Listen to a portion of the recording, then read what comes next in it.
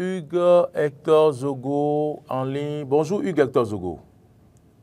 Bonjour Maury à toi, bonjour également à Oumar, bonjour à tous les téléspectateurs, à tous nos auditeurs qui nous suivent depuis quelques semaines déjà sur Bassin d'Hélène.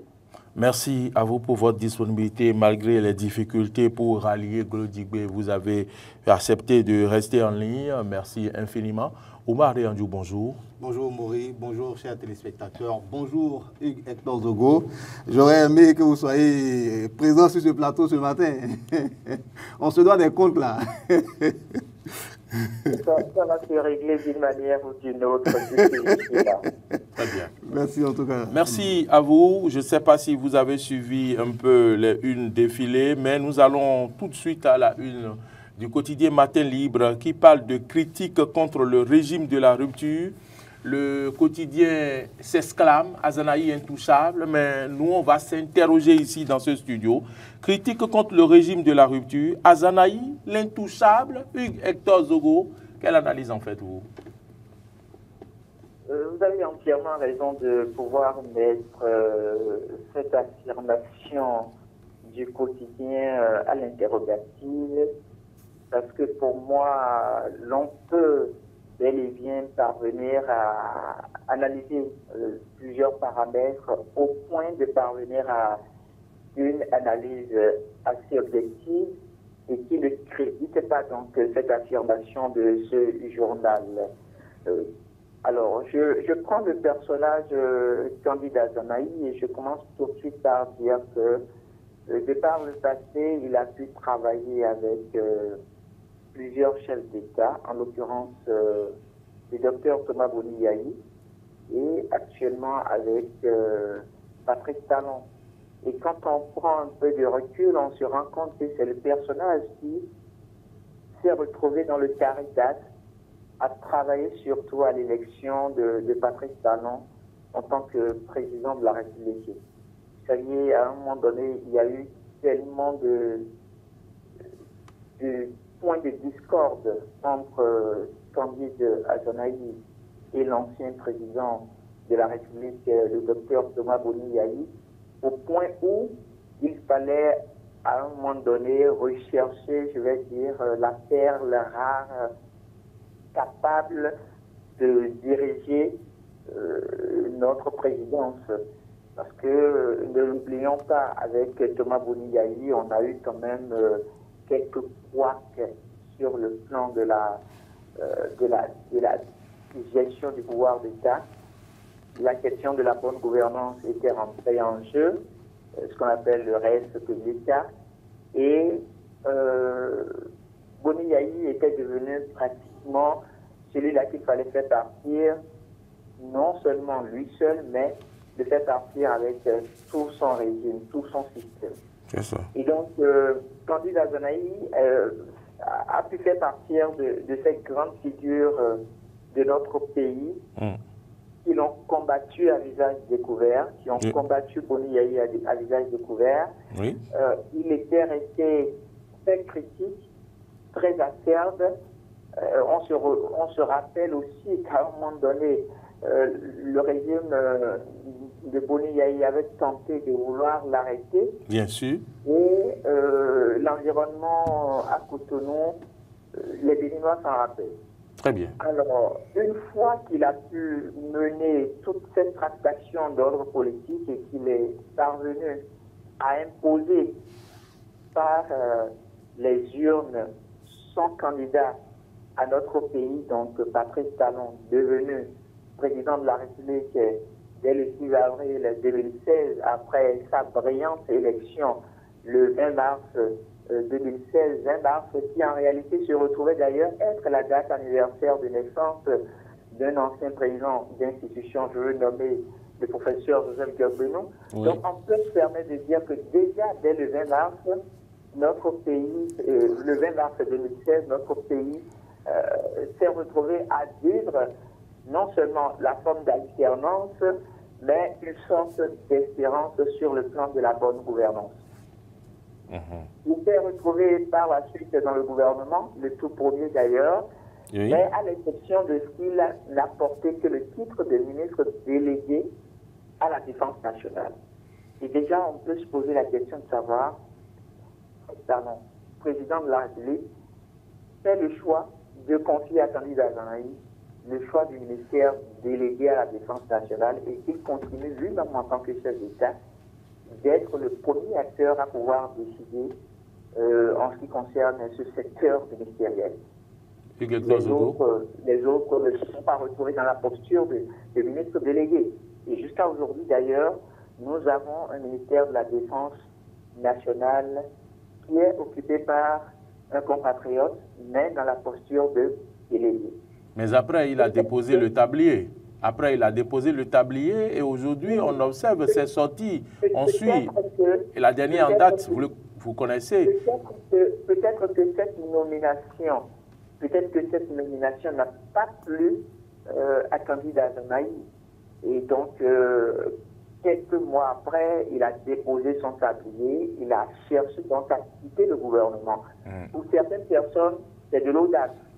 Parce que quand vous travaillez à l'élection d'un chef d'État, ce qui se dit généralement, c'est que vous deviez vous retrouver à pouvoir partager le gâteau. Le pays devenant donc le gâteau, c'est une forme d'expression littérale. Mais quand il a été retiré. Et il ne partage pas le gâteau, mais aujourd'hui, il est critique, il est acerbe. Et pourquoi, lui, il n'est pas interpellé? Est-il intouchable? Est-il intouchable? C'est une question assez délicate. Mais je voudrais quand même vous rappeler un certain nombre de faits pour vous dire de faire très attention. On ne pourrait pas se permettre de faire cette affirmation tout de suite parce que, vous voyez, nous sommes dans un état de droit. Et dans un état de droit, il y a les institutions qui fonctionnent. Cette institution qui doit pouvoir interpeller, par exemple, Tanguy Dazanaï, c'est la justice. Est-ce qu'au niveau de la justice, il y a eu des plaintes qui ont été déposées à la date d'aujourd'hui contre l'ancien ministre délégué à la Défense nationale, Tanguy Dazanaï, et la justice a manqué de jouer sa partition? Ma foi, à la date d'aujourd'hui, je n'en connais pas. Est-ce qu'il y a des plaintes qui ont été déposées contre Avoyon? Je vais revenir, laissez-moi aller au bout et je vais répondre à cette interrogation que vous posez. Est-ce qu'il y a des plaintes qui ont été déposées contre Tanguy Dazanaï? À la date d'aujourd'hui, je n'en connais pas. Et aucun citoyen béninois ne se permet de monter au créneau pour dire qu'il a déposé des plaintes contre l'intéressé et que la justice ne l'a pas aidé à pouvoir répondre. Par rapport à la question que vous posez de savoir est-ce qu'il y a des plaintes qui ont été déposées par l'autre responsable du parti politique interpellé au courant de la semaine, je parle bien sûr de Avoyon. Il a fait 8 jours de garde à vue, hein. Ce n'est pas au courant de la semaine. Il a fait 8 jours de garde à vue, on l'a libéré sous convocation. Et oui, s'il faille... Je voudrais vous dire que ce n'est pas le même contexte. Ce n'est pas le même contexte puisque aujourd'hui, nous avons ce que nous appelons dans notre pays la loi sur le numérique. Oui. Au regard de ce que j'ai pu lire, je n'ai pas mené d'autres investigations, d'autres mesures par rapport à ce dossier, mais ce que j'ai pu lire par les différents confrères de la presse écrite en l'occurrence, c'est qu'il y a sans aucun doute des publications que l'intéressé aurait dû faire dans l'espace numérique. D'accord. Et donc, c'est au regard de ces contenus divulgués sur sa page Facebook qu'il a été interpellé. D'accord, voilà qui est clair. Hugues Hector Zogo répondait à ma question. Vous avez suivi quand même l'entretien, le dernier en date de Tanguy Dazanaï. Est-ce qu'il n'a pas dit, selon vous, des choses suffisamment graves qui méritent qu'on l'interpelle? Vous auriez souhaité qu'on puisse interpeller un certain Tanguy Dazanaï, quitte à pouvoir... Non, je ne le souhaite pas, je ne le souhaite pas. Mais je me dis quand même, quand des gens disent des choses dans la République qui font tiquer, on les interpelle, pourquoi pas lui? savez, la police républicaine a son calendrier, a son agenda. Nous avons eu la chance de voir plusieurs personnalités assez proches du président de la République qui se sont retrouvés en prison. Je veux donner le dernier cas, c'est le cas Olivier Bocor, Oswald Omeki. Il y a quelques mois en arrière, si on vous disait que Olivier Bocor était en mesure d'être interpellé par quelque institution que ce soit, je pèse bien les mots en le disant, par quelque institution que ce soit, je suis convaincu que vous et moi allions parier et dire que ce n'était pas possible. Mais aujourd'hui, ils se retrouvent où? Ils ne sont plus en liberté. Sans doute parce que les instances, les institutions qui doivent travailler, amener les investigations, ont eu suffisamment de preuves avant de pouvoir enclencher leur processus de mise en arrêt. Et donc pour moi, candidat Azanaï, oui, c'est un citoyen béninois, il a le droit de dire tout ce qu'il veut, parce que notre Constitution nous concède le droit à la liberté d'expression. Mais attention, autant que nous sommes libres, autant que nous avons cette possibilité de dire tout ce que nous voulons, nous sommes aussi contraints à ce qu'on appelle le devoir de responsabilité. Et donc, aujourd'hui où il le dit, et ça fait amuser tout le monde, ça fait sourire tout le monde, chacun se met dans la posture de oui, voilà, nous avons quelqu'un au moins qui tient tête au chef de l'État. Qui ose. C'est pour ça que les mêmes demain se retrouvent à dire ah, mais pourquoi on a pu l'arrêter? C'est parce que il dit des choses qui dérangent. Parce que personne ne voit en fait la gravité des propos que le candidat Azanaï essaye de faire sortir. Mais pour qu'on parle effectivement de gravité au sens strict du mot, il faut qu'on ait de l'autre côté des informations qui ne soient forcément pas qui ne soient pas des informations qui aillent dans le même sens. Donc, on pourrait se permettre de dire qu'il est en train de faire de la diffamation. Mais pour qu'on puisse arriver à demander à la justice de pouvoir lui permettre de démontrer tout ce qu'il dit, il faut que de l'autre côté, c'est-à-dire le temps qu'il essaie d'incriminer, il faut que ce temps aussi puisse essayer de réunir les preuves qui démontrerait en son temps que le candidat Azanaï se retrouve dans de la diffamation. Voilà, donc, et qu'il a dit des contre-vérités. Donc pour moi, les contre-vérités, s'il y en a, peut-être que le camp d'en face est en train de se préparer. D'accord. Peut-être que c'est un calendrier que la police républicaine veut aussi mettre en œuvre et prendre du recul. Peut-être que le service des renseignements est en train de travailler à toutes les stratégies éventuelles à mettre en place pour que dès qu'on l'arrête, parce que si Azanaï nous a déjà démontré une fois de quelle est sa capacité en termes de mobilisation et en termes de pouvoir mettre tout en branle toute une ville. On a vu Cotonou et il garde un très mauvais souvenir donc de ce véhicule des sapeurs-pompiers qui a été calciné. Vous savez, nous n'avons pas suffisamment de moyens dans le pays, donc on ne peut pas permettre qu'au moment où l'institution décide de mettre en arrêt un citoyen parce qu'il se retrouverait peut-être dans de la diffamation, on puisse détruire les biens publics. Donc, moi, tout est peut-être soit question de stratégie au niveau de ces instances-là, ou soit c'est candidat Azanaï qui dit la vérité. On va écouter. Voilà, les jours, les semaines à venir, nous édifierons. On va écouter Hugues Hector Zogo. Vous restez en ligne. On va écouter Hugues Hector et on va écouter maintenant Oumar Adé Andjou. Si j'ai bien compris, jusque-là, rien n'a été démontré que ce candidat Azanaï est dans la diffamation, mais c'est Matin Libre qui s'exclame. Mais nous, on s'interroge, est-il intouchable, Oumar Adé Andjou? Est-ce que ce candidat Azanaï n'est pas aujourd'hui un symbole de la vitalité de notre démocratie au Bénin, puisqu'il peut venir à la télévision et dire, voilà, et dire tout ce qu'il veut, inviter même le président de la République, s'ils veulent le contredire, de venir, ils vont faire le débat. Est-ce que ce n'est pas quand même un symbole de la vitalité de notre démocratie? Moi, je pense qu'on peut le considérer ainsi. Même si on ne veut pas le considérer ainsi, on peut au moins accepter qu'il reste encore une petite parcelle de liberté d'expression encore au Bénin. Contrairement à ce que, par exemple, beaucoup de personnes pensent que non, on ne peut plus parler. La preuve, nous sommes sur ce plateau ce matin, on parle, on analyse, on arrive donc à s'exprimer sans que personne ne vienne nous empêcher de le faire. Voilà, donc moi je pense que oui, effectivement, c'est la preuve qu'on peut encore s'exprimer au Bénin, qu'on peut dire les choses comme cela se doit. Maintenant, Candide Azanahi est-il intouchable? Une très belle question de notre confrère. Une exclamation de Matin Libre que nous avons transformée en question. Voilà, donc c'est vous qui l'avez transformée en question. Oui. C'est une exclamation de Matin Libre. Mais moi, je dis que Matin Libre, en tout cas, fait très bien de s'exprimer, de s'exclamer de la sorte. Parce que pas mal de personnes, vous avez parlé de Wilfried Avoyon, par exemple, qui avait été arrêté pour harcèlement par voie électronique. Oui. Par voie numérique ou électronique.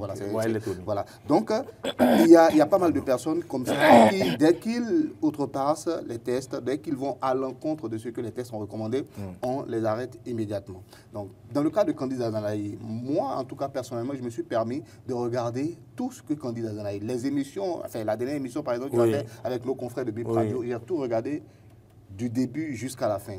Et ce n'est pas là que j'ai commencé à suivre Candide Azanahi. Moi, je le suis depuis très longtemps. Je suis Facebook, par exemple. Il écrit très souvent sur Facebook. Il dit très souvent des choses sur Facebook. Et quand vous regardez très bien, moi, je pense que Candide Azanahi est, est resté tout simplement égal à lui-même. Dès le départ, il a dit que lui, il est en résistance. Et jusqu'aujourd'hui, il est vraiment en résistance. Il n'est ni avec les gens de l'opposition, il n'est ni avec le pouvoir. Il estime que c'est un résistant. Il n'est pas du tout d'accord avec la manière de faire donc, du régime. Il rentre en résistance et il est resté dans sa résistance. Et puis, quand vous analysez bien les propos de Candide Azanahi, vous allez vous rendre compte que c'est quelqu'un qui sait raison garder. Il sait prendre la mesure de toutes choses. Même quand on lui pose certaines questions. Je vous ai dit, j'ai regardé toutes les missions. Quand on lui pose certaines questions, il dit, mais attendez, vous croyez quoi? Vous voulez qu'on me prenne pour harcèlement par voie électronique? Il connaît les tests. Il sait jusqu'où il peut aller. Moi, je pense que ça aussi, c'est quelque chose qu'il faut comprendre. Même quand vous avez posé la question par rapport à Voyon, j'ai eu envie de vous répondre, mais c'est quoi? Vous voulez comparer le monstre politique qu'est Candide Azanahi à Wilfried Avoyon? Non, ce n'est pas la même catégorie. Il ne joue pas dans la même cour. Candide Azanahi, avant de sortir un mot de sa bouche, mais écoutez, il tourne et il retourne très bien dans sa tête avant de le sortir. Il a cette maestria-là, il faut le lui reconnaître aujourd'hui. Il ne va pas au-delà de ce que les tests ont recommandé. Moi, je pense que c'est ça aussi, fait de la politique de la bonne manière. Et puis, regardez, qu'est-ce qu'il dit? Il dit, si le chef de l'État veut, il n'a qu'à venir, on va faire un débat sur la base de principes, un débat de principes, sur des principes que le chef d'État doit tenir devant lui. On dit ça à un chef d'État? Non, mais est-ce que ça, c'est outrage? Dites-moi la vérité. Non, je n'ai pas dit que c'est outrage. J'ai dit, est-ce qu'on peut dire ça à un chef d'État? Non, il n'y a rien de grave. Je demande un débat avec le chef de l'État, en tant qu'homme politique, en tant qu'ancien collaborateur. Oui, mais le chef de l'État, c'est une institution. Je suis complètement d'accord avec vous.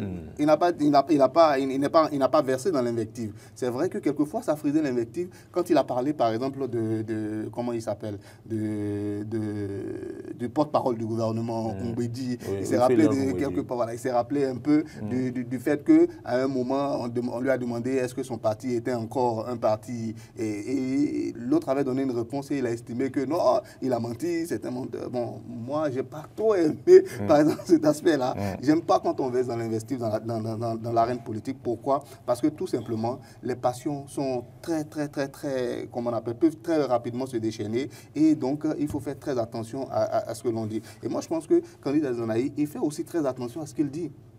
Ça, c'est la première des choses. Et ça, tout le monde devait en prendre la graine. Tous nos politiques devaient en prendre la graine. Il est très acerbe, il a les dents très acérées contre le régime, mais avant de parler, il réfléchit très bien. Il dit, et même certaines questions, il balaye de revers. Il dit non, ne me posez pas cette question-là, vous ne voulez pas qu'elle tel m'envoie à mes traités. Il disait ces choses. Voilà, parce qu'il sait qu'il y a des tests qu'on peut lui appliquer si jamais il va à l'encontre de ces tests-là. Donc, il fait très attention aussi. Et ça, c'est un premier point sur lequel, moi, je voudrais m'appesantir pour dire que, attention, ce n'est pas parce qu'il est intouchable, c'est parce que c'est quelqu'un aussi qui prend la mesure des choses. Il sait que le régime en place est très regardant sur les tests. Il porte parfois les tests sont là, que tu sois d'accord. Voilà, il porte parfois les gants. Que tu sois d'accord avec ces tests-là ou pas, faut savoir que ce sont actuellement les tests de la République et tu dois te conformer. Et Candidat Azanaï, il a très bien compris. Donc, il reste très, comment on appelle, très lucide. Et donc, dès que même la question veut le pousser à aller contre donc, ce qu'il doit faire, il dit non.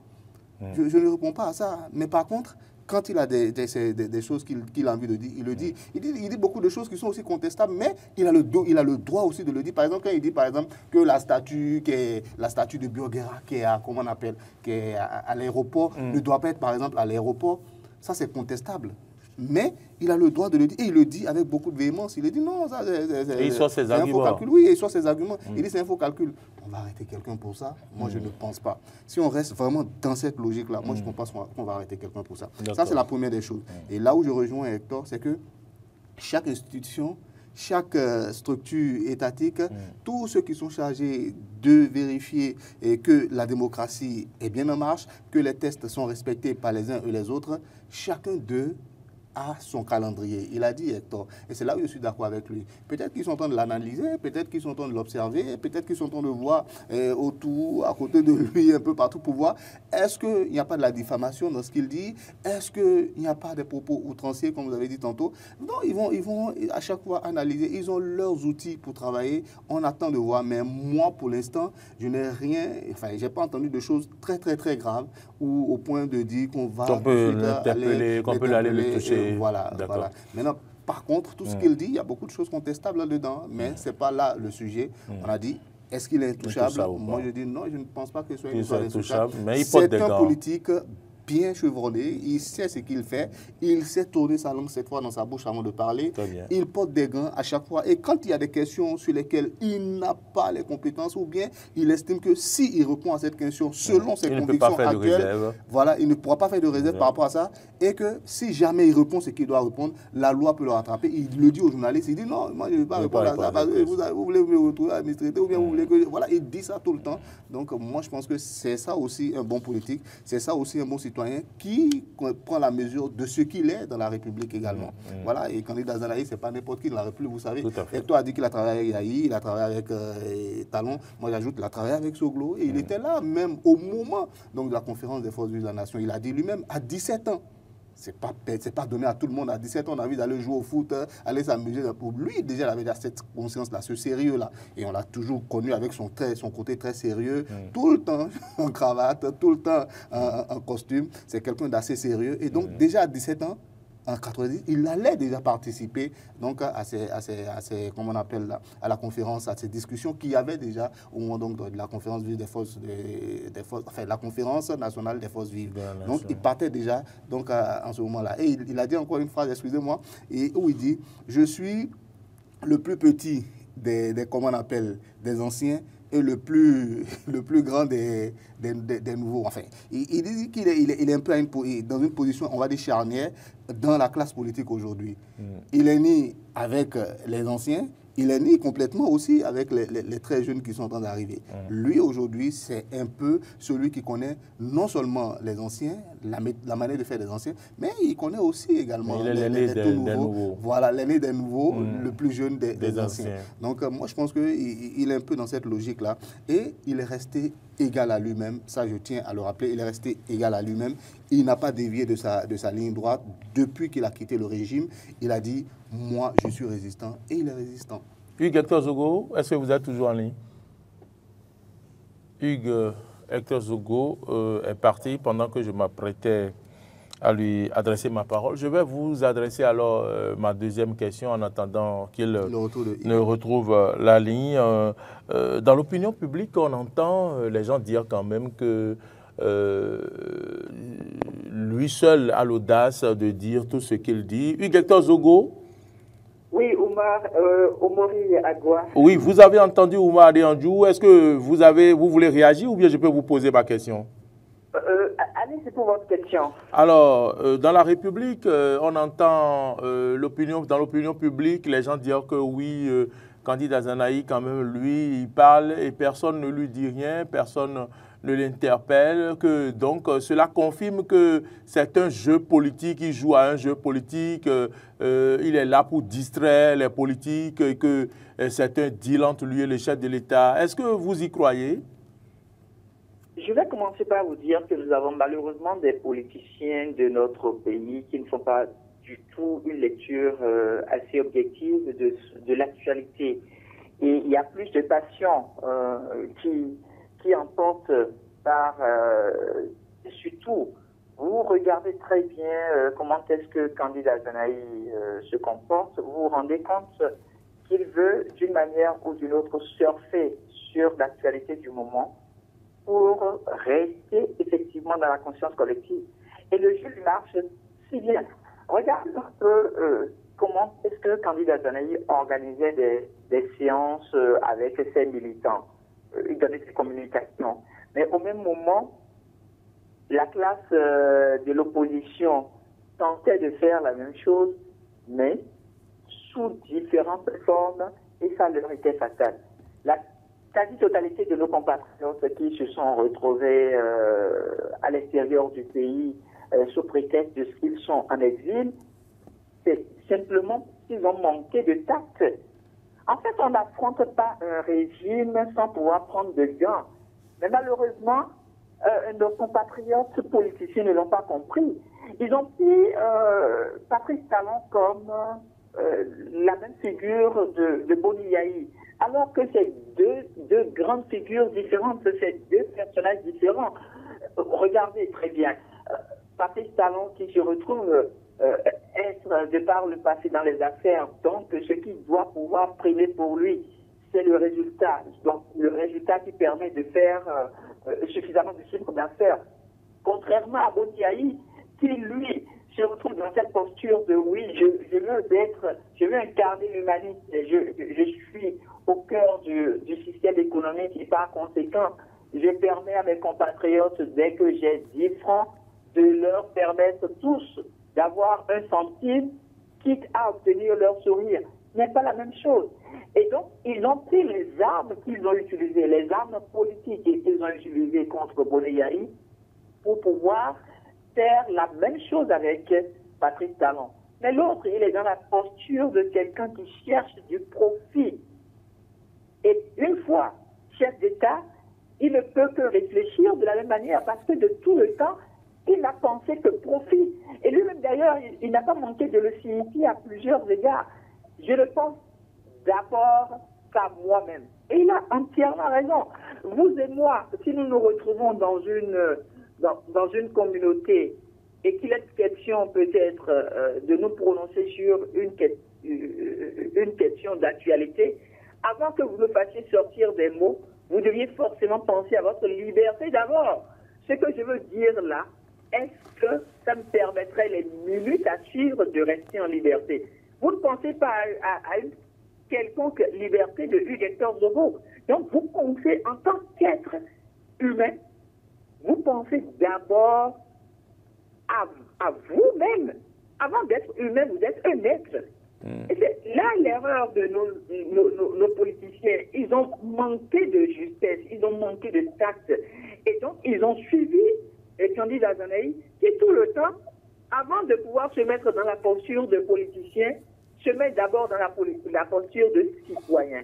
Et donc, les autres se disaient, nous sommes des politiciens et par conséquent, on ne peut pas nous toucher. C'est juste la différence entre le candidat Zanaï et tous ceux qui se sont retrouvés aujourd'hui hors du territoire.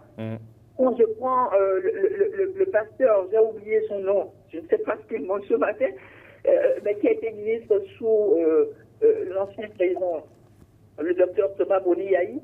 Ce n'est que des propos qui lui ont valu aujourd'hui ce qu'on connaît. Il se retrouve aujourd'hui en difficulté parce qu'il a sorti des choses qu'il ne peut pas lui-même confirmer. Il n'a pas les preuves de ce qu'il a pu sortir comme allégation. Et donc, pour moi, je me dis, ils auraient pu se mettre à un moment donné dans la posture de citoyen.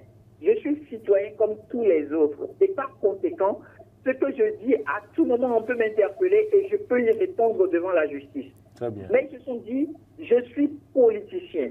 Et parce que je suis politicien, de par le passé, quand on dit que quelqu'un est politicien béninois, il est intouchable. Mais Patrice Talon est venu, il dit, je mets fin à ce mythe-là.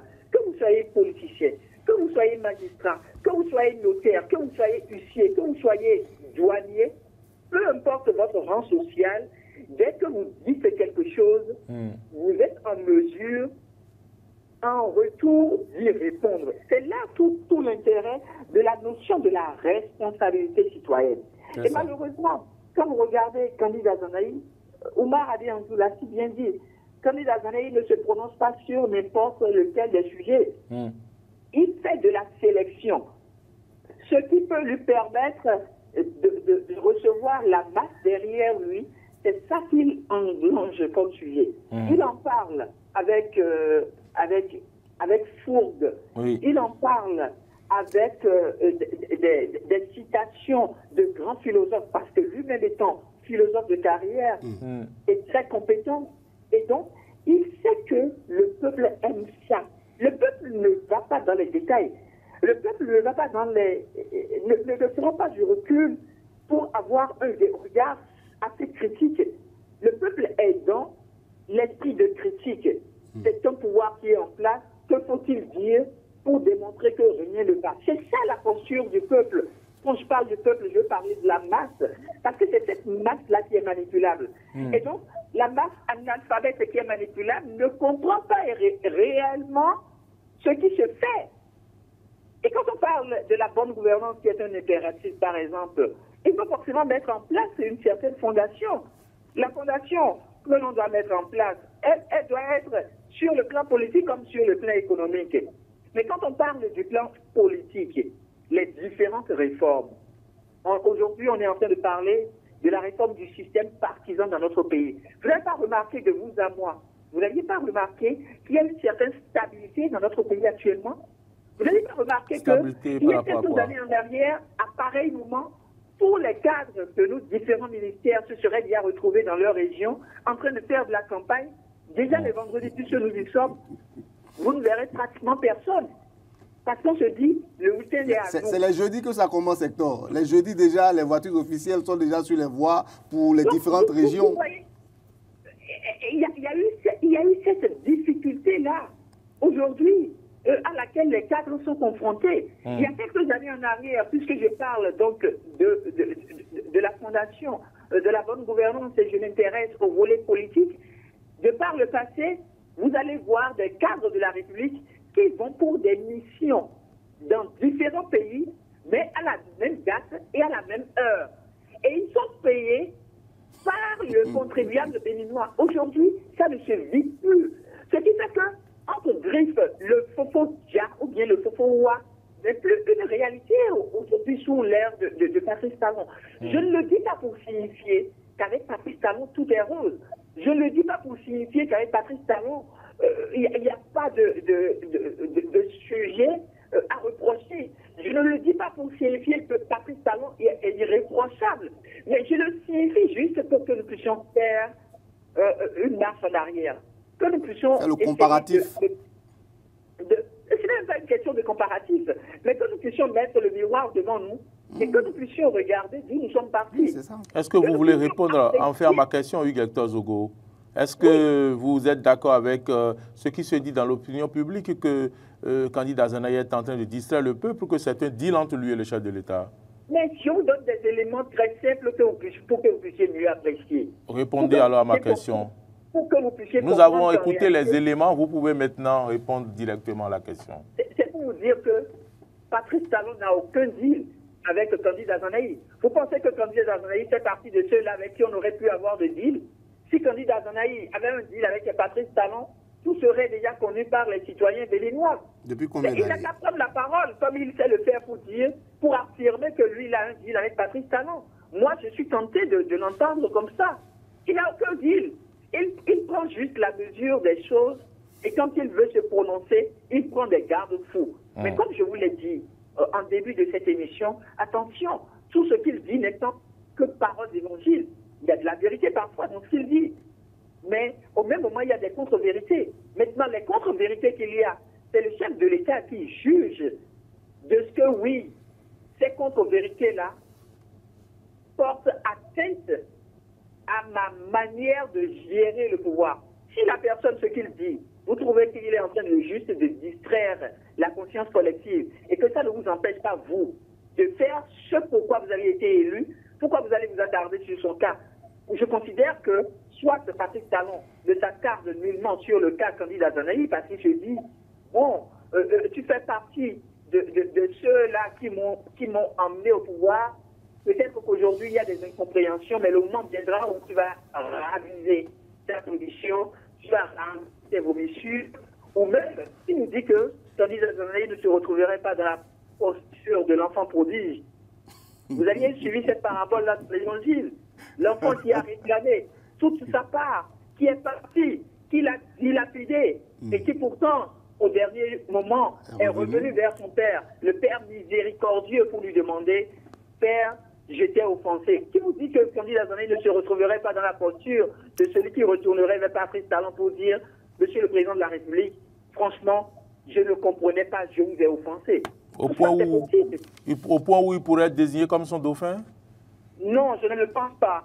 Parce que pour être chef d'État, il faut un certain nombre de qualités. Et avec ce que le candidat Zanaï fait aujourd'hui, je ne pense pas que les concitoyens béninois, encore moins Patrice Talon, qui a une certaine rigueur en ce qui concerne la gestion du pouvoir d'État, puisse vouloir le prendre comme un dauphin. On ne prend pas comme dauphin quelqu'un qui, ayant travaillé avec vous, se met sur la place publique pour faire des dénonciations de cette manière-là. Vous avez peut-être des choses à dénoncer, mais il y a le mode, il y a la manière, il y a l'instance, il y a le cadre pour pouvoir le dire. Je trouve que candidat Zanaï, c'est vrai, c'est un citoyen béninois, il a le droit de dire ce qu'il pense, mais il aurait pu chercher d'autres voies et moyens pour faire partager ses appréhensions par rapport au mode de gouvernance de Patrice Talon. Et donc, par conséquent, il ne mérite nullement la posture d'un certain présidentiable au point d'être présenté comme le dauphin de Patrice Talon. On va écouter Hugues Hector, on va écouter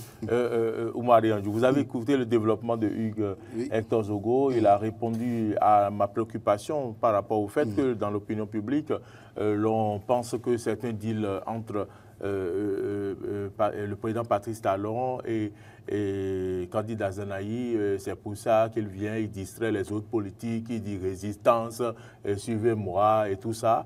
Et aussi, il vient de se prononcer sur le fait que peut-être qu'il serait l'enfant prodige et que, voilà, mais pas au point où il sera dauphin du président Patrice Talon. J'ai très bien aimé l'analyse de Hector Zogo, c'est la preuve que le niveau est monté ce matin et ça, moi, ça me fait vraiment plaisir. C'est au-delà des débats de boutiquiers qu'on pourrait de temps en temps avoir comme ça, de temps en temps. Mais là, le niveau monte véritablement et on sent qu'il y a un débat qui est en train d'être fait. La question que vous posez, c'est justement lié à ces débats de boutiquiers qui ont lieu de part et d'autre dans la ville, un peu partout. Oui, c'est de là que vient cette question-là. Et il serait, peut-être que c'est un... Nous, en tant que journalistes, quand on vient, on ne va pas tout de suite rentrer dedans, on va avec des analyses. Regardez un peu le sérieux de monsieur et candidat Zanaï. Vous pensez que depuis combien d'années il est dans cette résistance-là et c'est maintenant que vous allez dire maintenant, ouais, il y a un deal entre eux. Vous n'avez pas dit le deal depuis le temps, là, il est resté là, conforme à ce qu'il a toujours dit. Il a toujours dit, je suis contre ce régime, je n'aime pas la manière de faire ce régime-là, ils sont incapables de faire des débats avec moi, qu'ils viennent, on va faire des débats ensemble. Ils ne savent pas, voilà, il dit ces choses et depuis tout le temps, il le dit. Et c'est aujourd'hui maintenant, parce qu'on est proche des élections, on va dire non, il vient amuser la galerie, tout simplement parce qu'on estime qu'il n'a pas choisi de camp. C'est ça aussi la démocratie, c'est décider aussi de ne pas choisir de camp. Pourquoi il ne va pas dans l'opposition? Il dit que lui n'est pas opposant, il est résistant. Maintenant, si vous voulez des détails sur sa résistance... Un opposant résiste. Un opposant résiste, non? Oui, mais ça, c'est candidat Zanaï. Il dit, je n'ai pas opposant, mais il est résistant. Un opposant résistant, mais est-ce que ça veut dire qu'un résistant n'est pas un opposant? Oui, mais dans le cas de Zanaï, on peut le dire. Oui, on peut le dire. Un résistant n'est pas forcément opposant. Puisque Zanaï en est la preuve. Il dit que lui n'est pas... Il est résistant. Et quand il a l'occasion, quelquefois même, de critiquer le président Boni Yahi... Il résiste à quoi? Il résiste au régime, selon lui. Oui.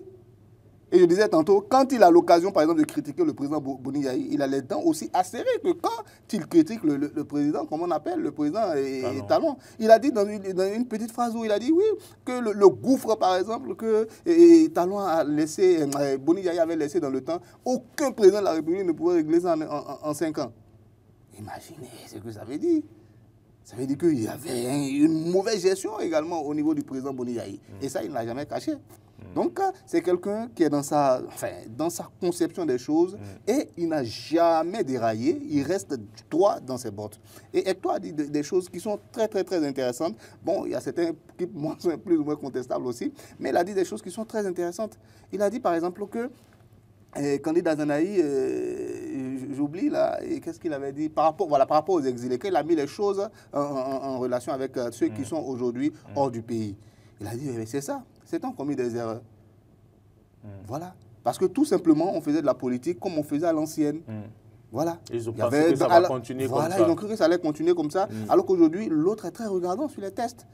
Et il a dit dès le départ, il va pas, si tu vas au-delà de ce que la loi te permet, mais il n'y a pas de raison que la justice ne te poursuive pas. C'est ça. Voilà. Donc, il était un peu dans cette logique. Et quand à Candide Azanaï, lui, il a très bien compris, certainement parce que très tôt aussi, il est resté à côté, il sait à peu près à qui il avait affaire, donc il savait comment est-ce qu'il devait se comporter. Je pense qu'il faut mettre cet aspect-là aussi dedans. Bon, maintenant... Hugues, maintenant allez-y, non, ça va. Hugues Hector Zogo? Oui. On peut changer de sujet? On peut y aller. On peut changer de sujet. Rapidement, en quelques minutes, le deuxième sujet, c'est bien ce braquage prévu du côté de Ouidah, déjoué par les policiers, où il y a eu quelques présumés braqueurs tués. La question, c'est, est-ce le retour des vieux démons? On a vu que depuis quelques semaines, les braquages reviennent en surface. Ils ont commencé par le nord et c'est comme si ça descend. Et puis, c'était Ouidah. Et finalement, voilà. Est-ce le retour des vieux démons? Est-ce que la police va se laisser faire, Hugues Hector Zogo? Non, on ne peut même pas affronter la police. La police est une institution respectueuse. Nos forces de défense et de sécurité publique travaillent énormément à la quiétude de nos populations, au point où l'on puisse penser un instant que cette institution-là puisse se retrouver dans cette posture-là que vous semblez peindre. Moi, j'ai toujours regardé la manière dont les choses se passent de loin au niveau de cette institution. Et vous faites un tour dans l'histoire de cette institution et vous vous rendrez compte que dès qu'il y a toujours un nouveau directeur général à la tête de la police républicaine, la période est une période assez tumultueuse. Les hors-la-loi veulent tester la capacité du nouveau directeur, c'est ce que vous voulez dire? Est-ce que je me permettrais de dire que les hors-la-loi peuvent tester la capacité du nouveau directeur? S'ils peuvent tester, le résultat ne sont des pertes en vie humaine, et nous avons eu le cas de Ouidah par exemple. En fait, je ne sais pas, c'est peut-être le système sécuritaire qui est ainsi. Toutes les fois où on a changé à la tête de cette institution le chef de file, il y a toujours des braquages qui sont annoncés par-ci, par-là. Mais au même moment, la police assure ce qui relève de sa mission régalienne. C'est ça que nous devons quand même essayer de faire comprendre à nos populations. Des braquages, oui, nous en entendons parler, mais quelle est la réaction de la police par rapport à ces braquages? Ça, c'est le premier fait. Le deuxième fait, c'est que les citoyens que nous sommes, nous devons redoubler d'ardeur et de vigilance pendant cette période. Nous devons le plus possible collaborer avec nos forces de sécurité publique. Parce que les braqueurs, dès qu'ils sèment leur panique, ils vont forcément prendre par une route. Ils vont certainement se retrouver dans une maison. Les minutes à suivre. Mais ces minutes qui suivent, et ils se retrouvent dans une maison. Les maisons appartiennent à qui? Ce n'est pas des citoyens. Donc, les citoyens que nous sommes, nous avons intérêt à ce que notre police soit une police efficace. Et pour que l'efficacité s'observe, il y a ce qu'on appelle l'information. Le commissaire de police ou le commissaire d'arrondissement ne peut pas faire grande chose avec ces éléments s'ils n'ont pas l'information. Et donc, quand le citoyen apprend que il y a des hommes suspects dans une localité, il n'a pas à avoir peur. Il aille simplement vers le commissariat de police. Il y a plusieurs numéros aujourd'hui verts, des numéros standards qu'on peut facilement appeler. Mais je vous rassure que la police ne va jamais faire savoir que c'est vous qui avez partagé cette information. Bien au contraire, dès que vous le faites, la police travaille davantage à pouvoir assurer votre sécurité. Pour que demain ne le dise pas, c'est parce que vous avez filé une information que quelque chose vous est arrivé. À ma connaissance, aucun citoyen béninois ne s'est déjà retrouvé à partager des informations assez sensibles avec la police. Et quelques semaines ou quelques mois après, on a appris qu'il a été abattu, ou on a appris que, bon voilà, celui ou ceux dont il a parlé sont retournés pour lui faire du mal. Donc, il y a cet effort-là que nous devons quand même faire et essayer de dire à nos concitoyens qu'il n'y a pas panique. Il n'y a pas de péril à la demeure. Il n'y a pas de vieux démon qui a ressurgi. C'est vrai, les questions de braquage, c'est des choses qui peuvent survenir, on ne le souhaite pas. Mais travaillons davantage à fournir les informations aux forces de sécurité publique. Toutes les fois où nous avons une information suspecte, n'hésitons pas à la partager. Et ça pourra permettre à ce que nous puissions garder hors d'état de nuire c'est hors la loi qui veut semer de la panique et démontrer que nous n'avons pas une police à la hauteur de nos défis actuels. Merci Hugues Hector Zogo. Oui, Oumar Léanjou.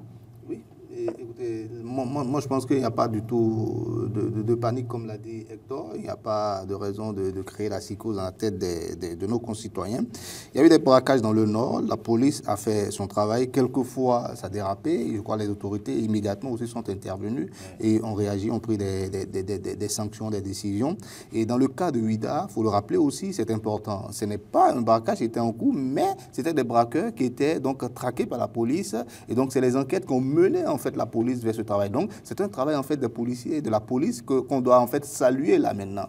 Donc, il y a eu donc certaines personnes qui ont été donc neutralisées par la police et donc il y a d'autres également qui ont été donc arrêtés donc certainement pour la poursuite donc de l'enquête. Donc, moi je pense qu'il n'y a pas de retour encore de vieux démons. Même si tout ce qui a rapport avec les braquages, tout ce qui a rapport avec les vols, tout ça, on ne peut jamais complètement l'éradiquer. Dans toute société, il y a toujours donc ces malfrats, c'est hors la loi là qui existent. Même si vous prenez les pays les plus industrialisés, les pays les plus, peut-être même que là-bas même l'insécurité est encore plus grande que chez nous. Au-delà de tout ça, permettez-moi de saluer véritablement le travail de la police républicaine aujourd'hui. On les voit dans la régulation de la circulation, on les voit quelquefois même à certains abords de nos voies avec leurs armes en main. Et ça, je pense que c'est rassurant vu le climat aujourd'hui qu'il y a dans le pays, notamment tout ce que nous avons dans le Nord, c'est quelques malfrats aussi qui s'agitent quelque part là-bas.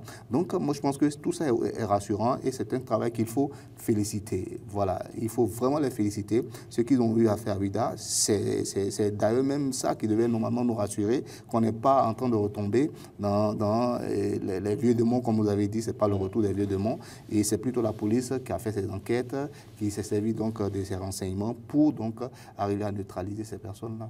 Très bien. Hugues Hector Zogo, avant de vous laisser partir, on remarque que notre Hercule national a continué. Il est là, Hugues Hector Zogo? Ben, il est pas. Ah, ouais. On remarque que notre Hercule national, comme on se le demandait dans ce studio, a continué son périple et est maintenant sur les chantiers du côté de Porto-Novo. On se disait, après Chic, après avoir visité les merveilles dans la commune d'Abomey-Calavi, qu'est-ce qu'il va faire? Et je pense que quelqu'un avait dit qu'il va visiter les routes. Le voilà sur les routes. Un mot à ce propos en une minute. C'est heureux que nous puissions assister, surtout à la veille des élections générales, à cette attitude de la part de l'ancien président de la République, M. Franck Dieudonné-Soglo. Je l'ai rappelé sur nos plateaux précédents qu'il a été le premier président que nous ayons connu à l'ère du régime démocratique. Et c'est surtout lui qui a redressé notre économie avec tout ce que nous avions connu comme faillite dans les années 1988 et 1989. Et donc, quand c'est un grand bâtisseur, je préfère l'appeler ainsi, quand c'est un grand bâtisseur qui a été taxé de tous les noms, pas des Minadois, vous connaissez bien sûr cette forme de chantage à laquelle il a été confronté.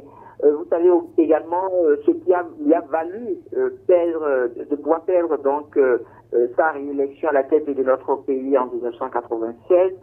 Et donc, quand c'est un compatriote, ancien chef d'État, qui aujourd'hui se retrouve à pouvoir apprécier ce qui se fait aujourd'hui par un régime qu'il a pu critiquer aussi à mettre des égards durant tout le process, durant les 9 ans, on a vu les efforts du Soglo faire des sorties sur lesquelles non seulement il n'a pas été d'accord avec l'actuel président Patrice Talon, mais également quelqu'un qui n'a pas été d'accord également avec le gouvernement de Patrice Talon. Et une chose ou deux éléments très importants que je voulais quand même rappeler, pour que nous puissions savoir que la nation doit être au-dessus de tout. Il a perdu son épouse, Rosine Vieira-Soglo. Ben, dites-vous, au moment où on rendait les derniers hommages à Rosine Vieira-Soglo, il y a eu son fils qui s'est retrouvé à l'extérieur du pays et qui n'a pas pu traverser les frontières et être là au Bénin. Je parlais de Léali Soglo. Léali Soglo n'a pas pu assister aux hommages qui ont été rendus à leur mère sur le territoire béninois. Ça, c'est quelque chose qui pourrait énormément faire très mal à un humain que nous sommes. Deuxième chose, Léali Soglo se retrouve aujourd'hui hors du territoire national. Il n'est pas sur le territoire béninois. Au dire de certaines personnes, c'est parce que il est en exil. Je ne voudrais pas rentrer dans les jeux de est-ce qu'il est en exil ou non, parce que il y a des sujets sur lesquels la justice l'attend. Est-ce que c'est un choix délibéré pour lui de fuir la justice de son pays? Je ne saurais me prononcer dessus, mais j'évoque ces deux éléments-là pour que nous puissions comprendre en tant que Béninois que s'il y a quelqu'un qui a le plus souffert sous l'ère de Patrice Talon, ou s'il y a quelqu'un qui fait partie de ceux-là qui ont le plus souffert, on peut inéluctablement compter l'ancien président Nicéphore Dieudonné Soglo au titre des trois premières personnalités. Au titre des trois premières personnalités. Et pourtant, au nom de la nation, il fait aujourd'hui ce qu'il est en train de faire. Ça veut dire quoi? Ça veut dire que c'est un homme de paix. Il travaille à la paix. Parce que toutes les personnes qui se retrouvent d'une manière ou d'une autre derrière lui et qui le soutiennent et qui hier étaient dans une posture de il faut vilipender coûte que coûte Patrice Talon, il faut vilipender coûte que coûte le régime de Patrice Talon, il faut peindre en noir coûte que coûte tout ce que Patrice Talon a pu faire à la tête de notre pays en intervalle de 9-10 ans bientôt. Toutes ces personnes-là vont prendre un peu de recul, même si elles ont envie de critiquer Patrice Talon, critiquer son mode de gouvernance, il doit avoir du bémol, il doit avoir un peu de retenue par rapport au choix des mots. Et donc pour moi, je trouve que la démarche de l'ancien président Nicéphore Dieudonné Soglo s'inscrit dans une démarche de paix, dans une démarche de stabilité et dans une démarche d'unité nationale.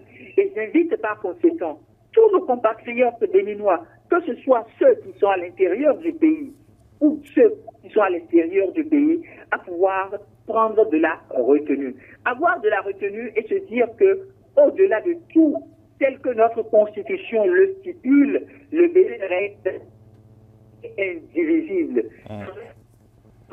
D'intérêt partisan. Il ne faudrait pas que les querelles politiques viennent nous diviser au point de céder une certaine fracture, nous empêchant de pouvoir nous parler.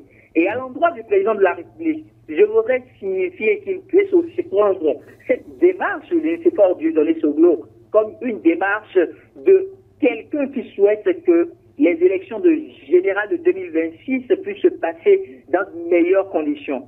Et par conséquent, il a aussi une lourde responsabilité, la responsabilité d'écoute. La responsabilité d'écoute. La responsabilité d'écoute. Je l'ai dit 3 fois parce que je considère que si la mouvance présidentielle doit pouvoir aujourd'hui accepter les frères de l'opposition de notre pays. Tout dépendra aussi des actes que Patrice Talon poserait les jours à venir.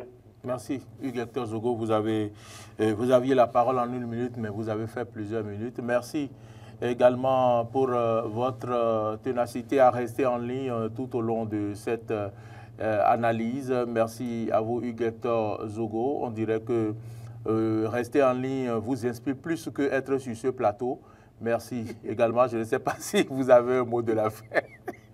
Non, mon mot de fin, c'est de remercier tous les téléspectateurs, remercier tous nos auditeurs. Vous remercier vous aussi pour cette opportunité que vous m'aviez donnée. Ce n'était pas du tout évident. Et je souhaite une très bonne suite d'émission à vous tous. Merci. Prenez soin de vous, Patrick Hector Zogo. À bientôt. À très bientôt. Merci. Oui, Hugues-Hector Zogo a balayé tous les angles, comme on dit dans le secteur. Je n'ai pratiquement plus rien à dire à chaque fois que Hugues a fait le parler. Vous êtes d'accord avec moi qu'il est plus inspiré au téléphone en tout cas, aujourd'hui, particulièrement, je l'ai vu très inspiré. Peut-être que, bon, à la maison, couché sur le lit... Non, il ne doit pas être couché sur le lit. Peut-être que c'est plus intéressant. Ou bien avoir madame devant, ça peut inspirer un peu plus. Il ne doit pas être couché sur le lit. Je ne sais pas si... J'espère qu'il ne m'écoute encore. Je ne suis pas sûr que madame soit là. Mais je pense que cet exercice du téléphone, on va le faire souvent avec lui. On va la rééditer.